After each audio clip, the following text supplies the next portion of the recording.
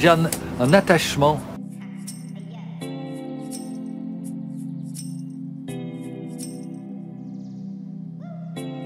pour cette cheminée qui est...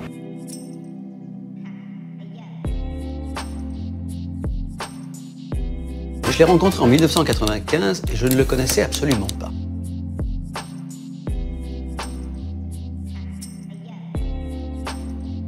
Juste un peu de travers comme ça. C'est...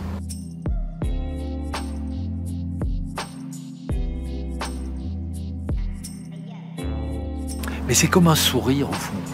Les dents parfaites.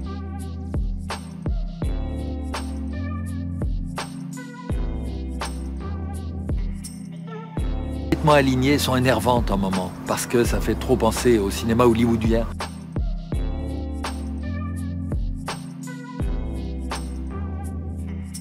Là, on est dans le cinéma belge.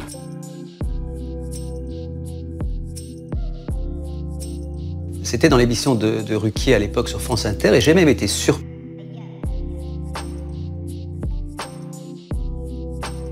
de la présentation qu'avait faite Ruquier de lui comme une star.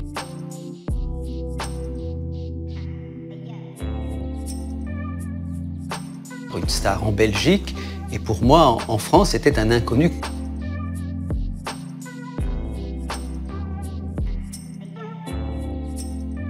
On était vraiment des sales gamins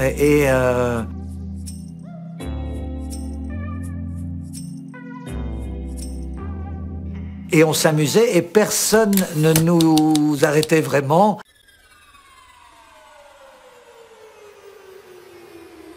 Et il n'y avait de rappel à l'ordre que quand tout à coup on avait dépassé les bornes.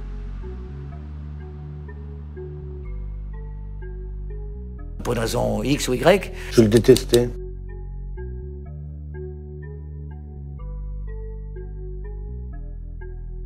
Je le détestais parce que il y a très très longtemps,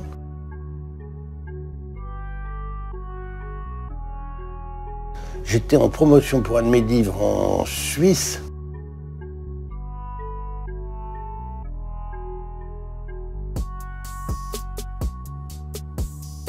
Et j'avais lancé une bombe en disant que le chocolat suisse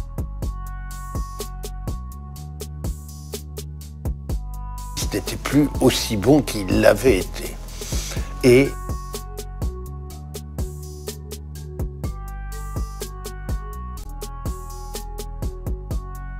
j'ai reçu un dessin paru dans l'Illustré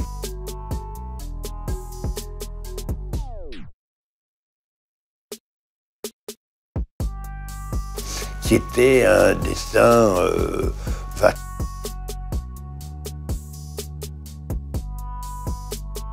pauvre bougnoule, enfin c'était un dessin du chat qui était assez violent.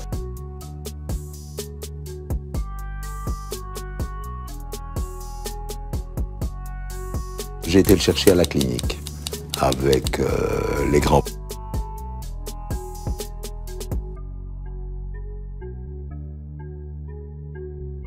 Parents, on l'a ramené dans un petit panier.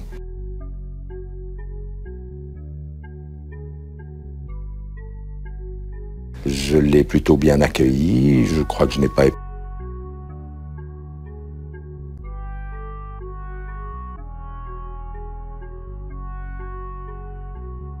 éprouvé de jalousie, mais il y avait...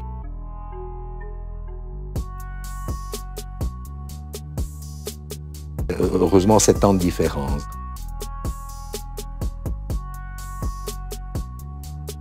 La première rencontre s'est faite sur antenne, mais je crois que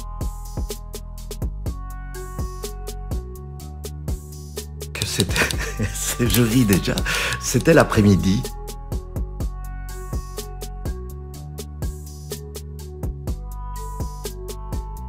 J'ai interviewé Philippe pour la sortie d'un album. À un moment donné,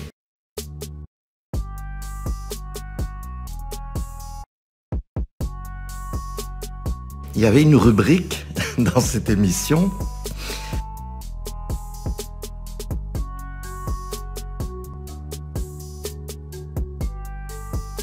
qui était « Écrivez-nous vos poèmes ».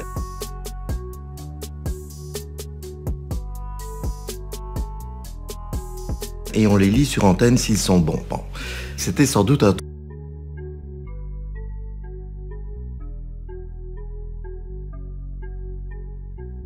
truc assez ridicule et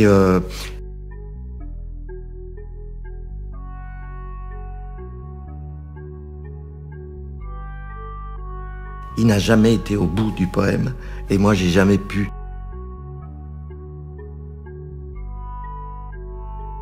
Le lire non plus, on est parti dans un fou rire.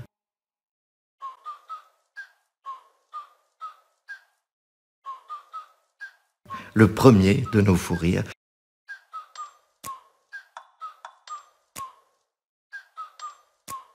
J'ai été dessinateur de BD dans La Suivre.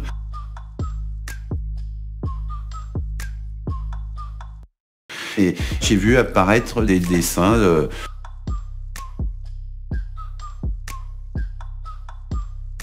d'un mec dont j'avais jamais entendu parler. Premier réflexe, c'était qu'est-ce que c'est que cette connerie? Et puis j'ai commencé à regarder,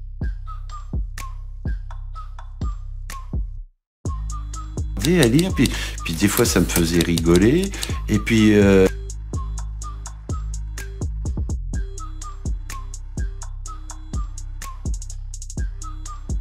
de plus en plus je suis devenu client, et on s'était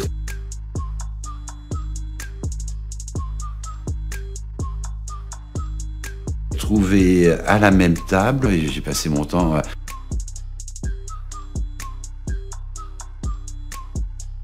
à éclater de rire. J'aime bien, moi, quand la vie fait que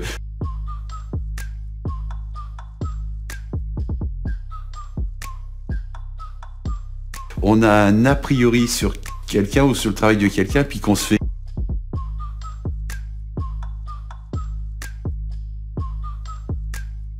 rigoler et que ça va dans ce sens-là.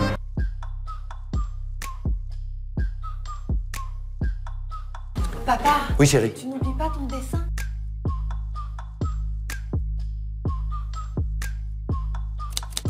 Est-ce que j'ai l'air d'oublier mon dessin? Franchement.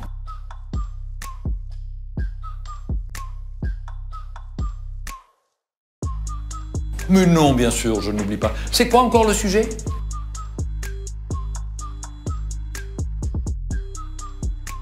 Peut-on rire de tout? Peut-on rire de tout? C'est une question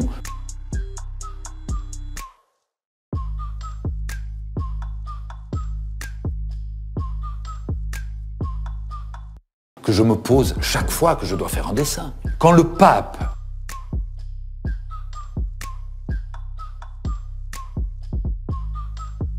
est allé rendre visite aux Écossais, on l'avait assis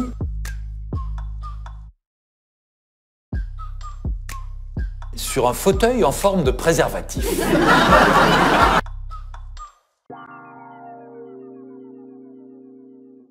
Il n'y en a qu'un qui se rend pas compte, c'est lui.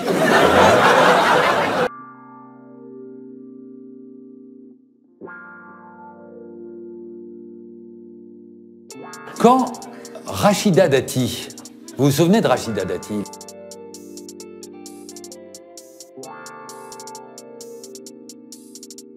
Ministre de la Justice en France, elle était enceinte.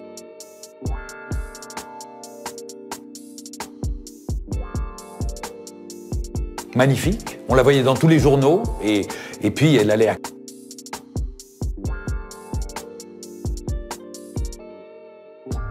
accoucher, on se dit elle va pas tenir comme ça encore des mois, et puis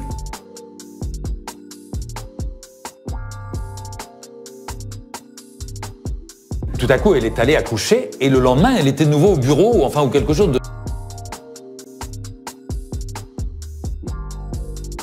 d'aussi rapide. Elle est partie pendant 36 heures, elle a accouché, tchac tchac, tout, hop.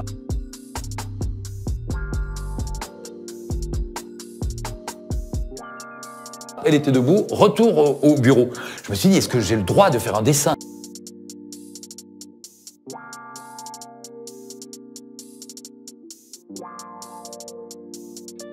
Sur un moment aussi sacré de la vie, une maman qui donne la vie.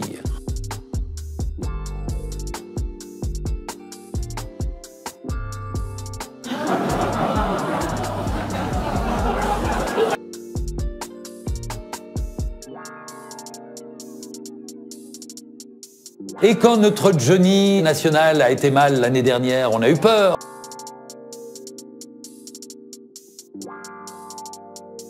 On a cru qu'il allait passer l'arme à gauche. Il était aux États-Unis.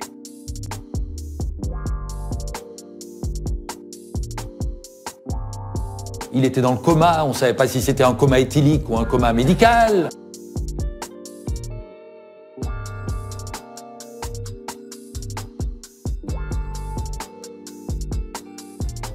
Et puis tout à coup, il est réapparu dans une chaise roulante et il nous a rassurés.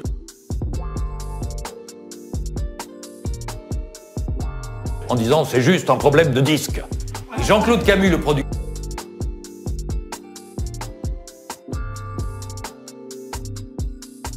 en a profité pour faire de la promo.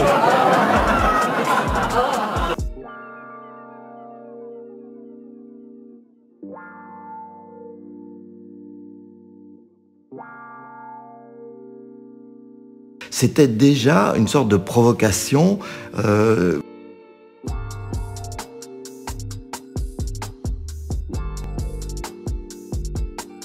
Bientôt on le signe. Prêt ?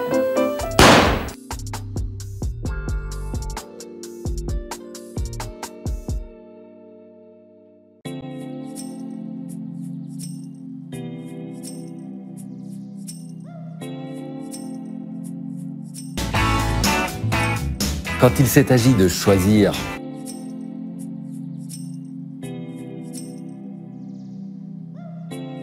la voie à suivre après les humanités, le théâtre, c'était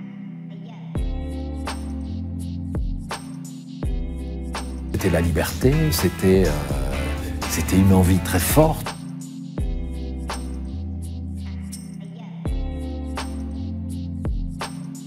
Sans réaliser très bien vers quoi je me lançais.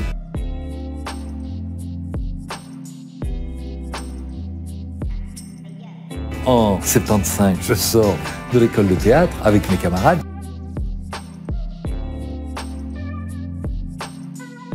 Et là, on a l'envie de créer une troupe. Ça va devenir le théâtre Hypocrite.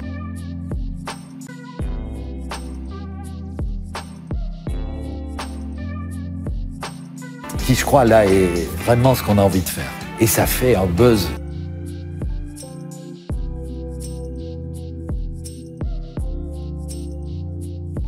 Incroyable. Il n'y avait pas ça à Bruxelles.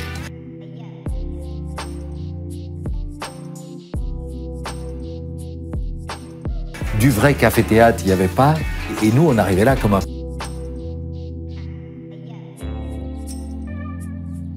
pétard dans un jeu de quilles. Et on a pu récupérer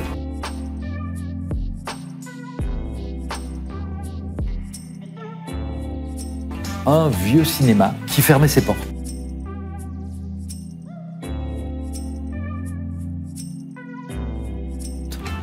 Et on en a fait un vrai théâtre.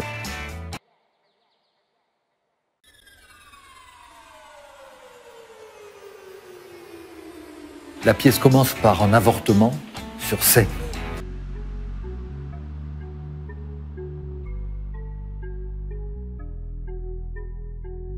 Et les personnages sont des transsexuels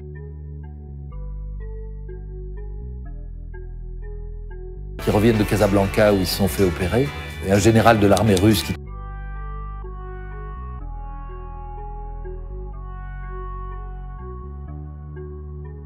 tombe fou amoureux d'un des transsexuels. Enfin, c'est un truc absolument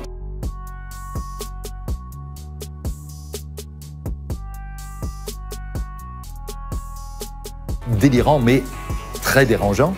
Ça a réjoui le public.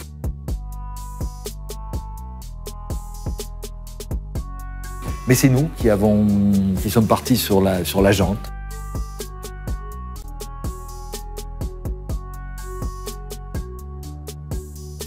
On s'est engueulé. La troupe...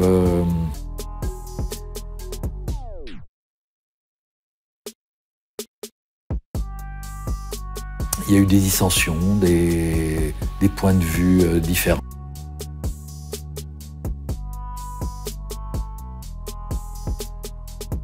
Des jalousies, des que sais-je. Dans une aventure comme ça,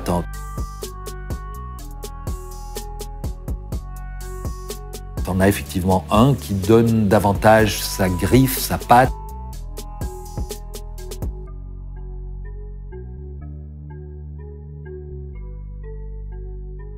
Et peut-être que je ne me suis pas rendu compte que les autres pouvaient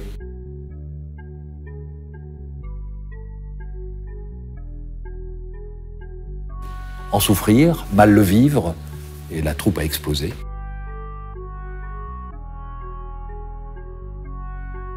Un jour, je suis arrivé au théâtre, j'ai voulu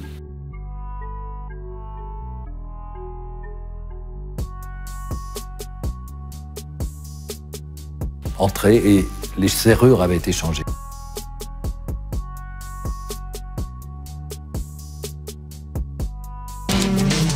J'ai donc continué à jouer.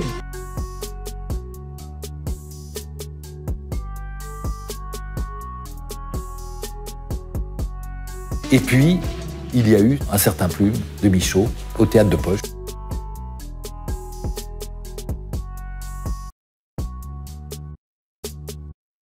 Qui a été l'apogée de ma carrière. En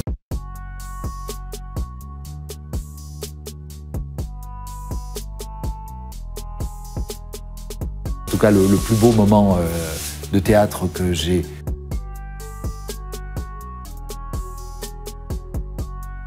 vécu. Chaque soir, le théâtre est obligé de rajouter des chaises.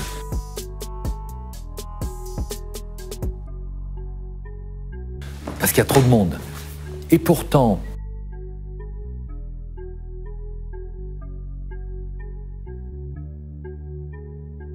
très peu de temps après, je décide que ce sera ma dernière pièce.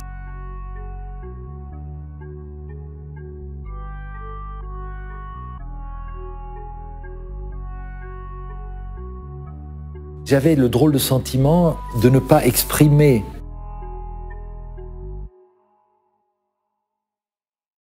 totalement ce que je ressentais. J'étais peut-être pas le comédien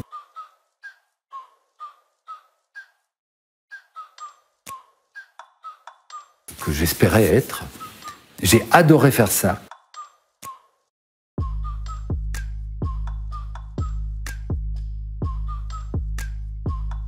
Je me suis senti totalement investi dans les rôles.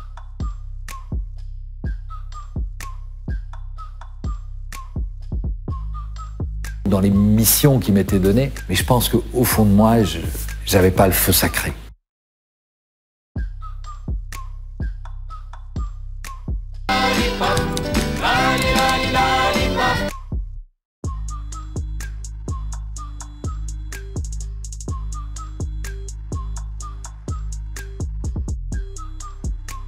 Nous, on a juste envie de faire un truc qui dépote.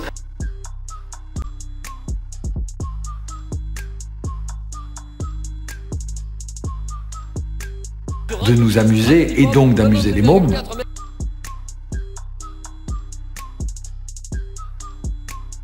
C'est 300 grammes de gruyère râpée. Attention, ça va partir. On le fait.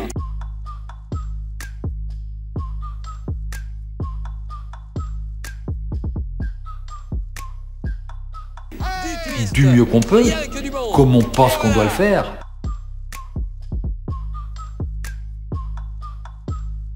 Mais en tout cas pas selon les règles en vigueur.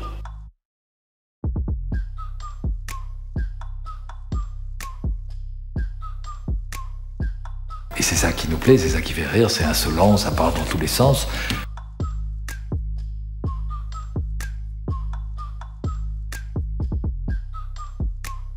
Et c'est fait aussi avec la foi du charbonnier et des débutants, c'est-à-dire que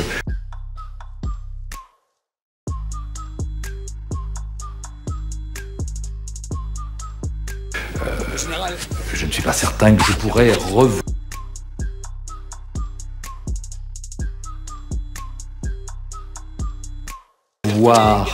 tout ce qu'on a fait avec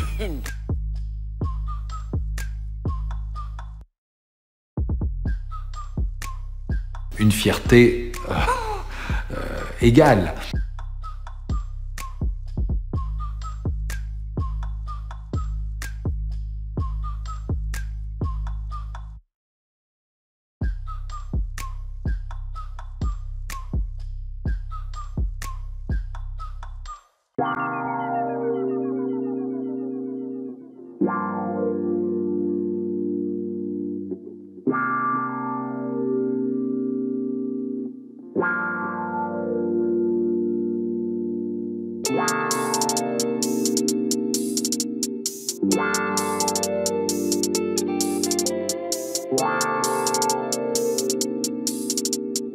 Wow.